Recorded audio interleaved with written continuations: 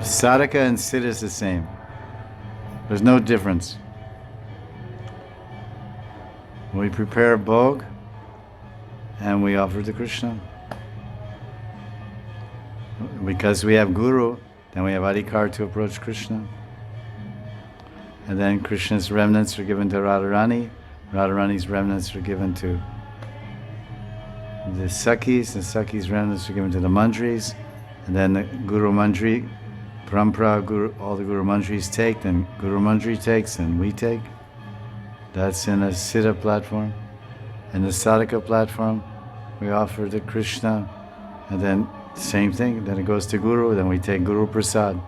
The disciple is eating Guru Prasad, or is eating Radharani's, Radha Krishna's Prasad, coming through Radharani.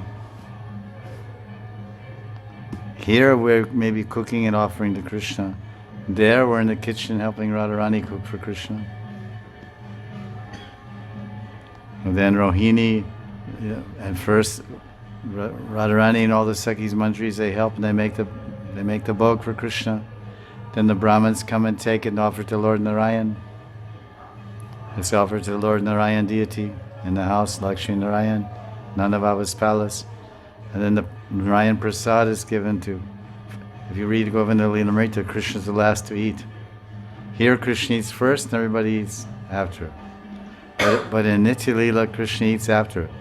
First they offer to Narayan, then it goes to the Brahmins, then it goes to the children, or it goes to the elders. It goes many places. It's in Govinda Lilamrita. And finally it comes to Krishna. Radharani's cooking for Krishna, but it's going to Narayan. There's nowhere you're all upside down. As Siddha, then he offers the bhoga to Guru, and Guru offers it to Krishna. There's nothing like that.